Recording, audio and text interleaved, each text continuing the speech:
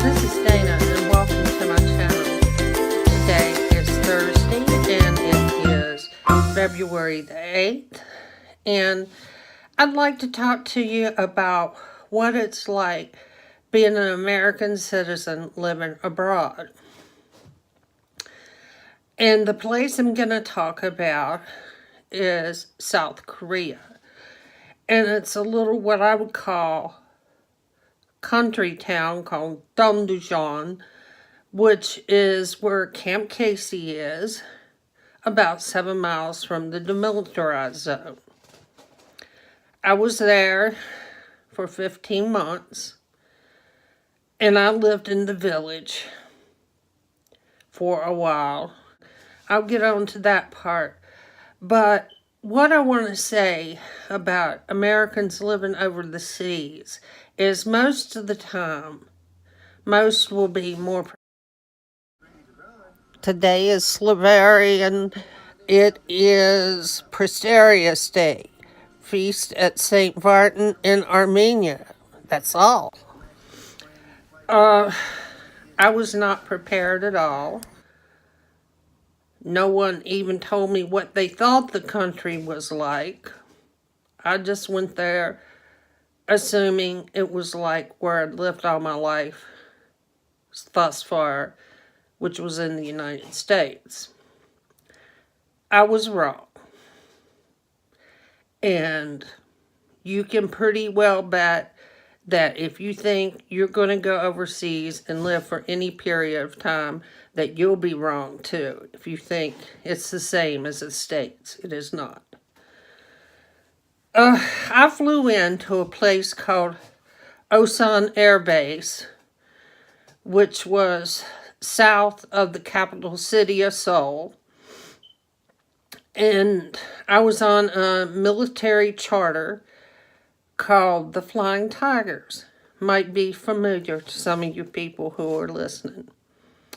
Anyway, the first thing that I noticed as we deplaned and got off the steps of the airplane was the overwhelming smell. OMG. It smelled like dookie because it was dookie, okay? So that was the first thing that greeted me, and I was wanting to gag, and I was coughing, and just totally unprepared. Anyway, along the highway from Osan to Seoul, and where I was actually going in Seoul was a place called Yongsan or Itaewon, and I noticed guard shacks and guards with machine guns and artillery and stuff. And honey, I was in the army and I didn't understand what was going on. But you can say I went through a trial by fire. I signed up for it, not complaining, just saying. Anyway, we went to Yongsan, which was where they take everybody into and send you to your duty station. So the first night I was in country in Seoul, South Korea, I decided it would be a great idea after I met up with some other Army friends I knew to go to the R&R Center they had there in Seoul for the armed services. It was a place called the Nadia, and I don't still know if it's there or not. But the only way that the friends I met up with, we had of getting there was a taxi. Didn't nobody tell me about taxis in South Korea. They were Hyundais, okay? And that's before we here in the States knew what a Hyundai was. But those were their big taxis. And I didn't know that they had stoplights and crosswalks and stuff, just like we do here stateside. But they don't obey those rules. Our taxi driver bumped up on the sidewalk, when it was inconvenient for him to wait. He went through red lights when he wanted to, and to some degree, that's the way quite a few of the people drove. And so I was entirely upset, and I was crying. Yes, I didn't have my big girl panties on. I was crying by the time we got to the R&R Center. The taxi driver had told, I didn't speak any Korean at the time, which was another big mistake. I knew for several weeks I was going. I damn well should have been learning Korean, but I didn't. Anyway, the taxi driver told one of the people in the car that did speak some Korean that he was too fat. He was taeji, which is a Korean word for fat. So, taksan, which means very much. So anyway, it was just a bad ride. And so we had dinner and drinks at the R&R Center. Lots and lots of drinks. And we all got plastered. And guess what? On the way back, we enjoyed the taxi ride. Not funny, but we did. Anyway, I had orders to go to, I don't remember whether it was Daegu or Busan, but it was an army base that was near the beach, and I thought, I have my dream duty station I haven't made. But I didn't know when I was deployed to Korea that those orders were only to get you in country, that they didn't mean anything once you got to the country that you were in. So I was one of the first 50 women ever sent to the 2nd Infantry Division in Dongdushan at Camp Casey in South Korea. So I thought that the people, the citizens of Korea, would be happy to see me. They would be glad I was there. Oh, was I wrong? I was so wrong. Anyway, don't assume that other people abroad are going to like Americans. Quite a few do not. And that was the case when I went. When I was there, I will say the country was under martial law and ration control.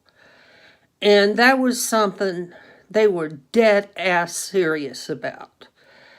Because infiltrators would come down and sneak across the 32nd parallel and make it all the way to Dongdushan, and they would get shot on sight because they were North Koreans in South Korea.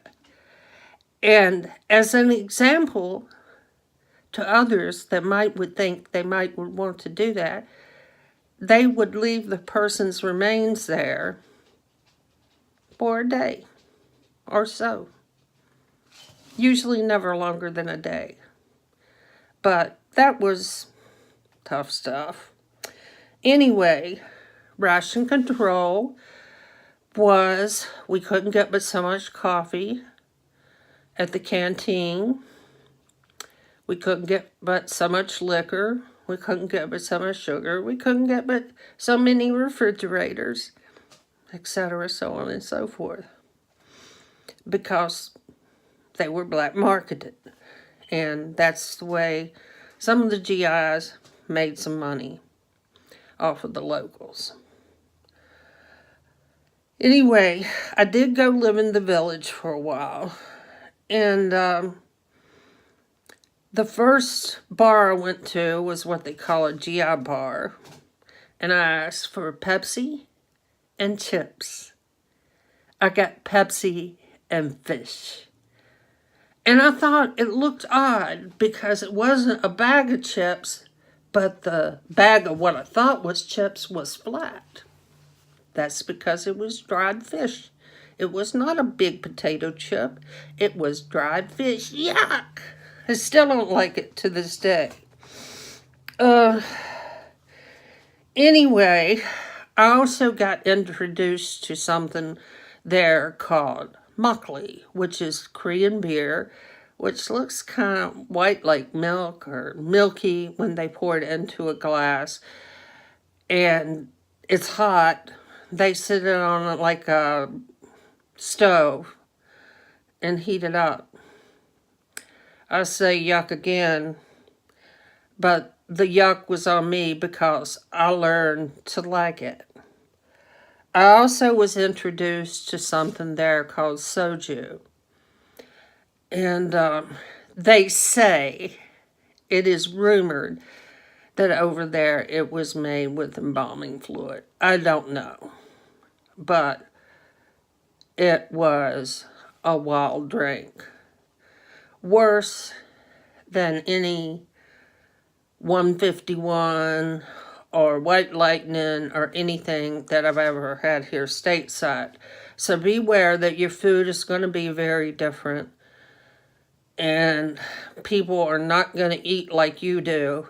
Even when I went to the R&R Center on R&R and I would order room service, they would bring the entree first and the salad last because that's just the way they did things. So kind of odd getting used to the way they ate. And of course, in true Korean places, they didn't give you a fork and a spoon. Sorry, you got chopsticks. And you better learn how to use them. And you better not be under the influence of anything because you're not going to have the manual dexterity to be able to use them. Anyway, my apartment in the village of Dandushan was a 2-room apartment, which was very common. It had doors that slid with rice paper on them to shut off the living room from the bedroom.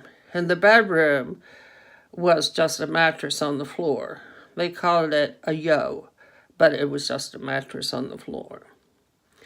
The living room had a nice living room suite. That was what you would say would be comparable to cheaper things you would see here in the States. And it had nice end-table lamps and stuff like that.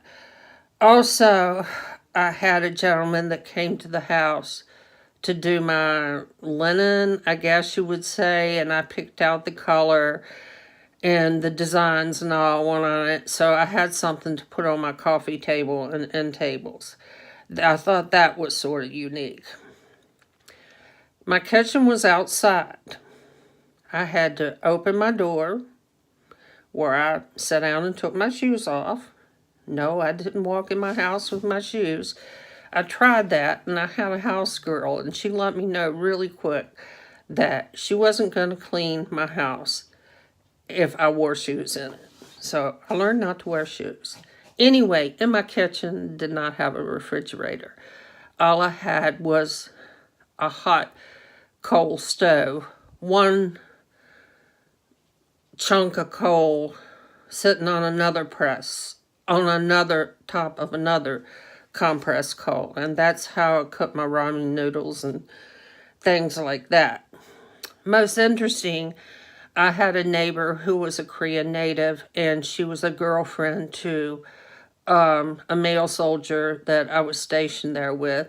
And she invited me over for supper one night, which I thought was very nice. And I went and we sat on the floor. You don't sit at a big dining table like we do here. But that was okay. I sort of had got that in my head. And I asked her what we was eating, that it was very good. And she said, "Toki."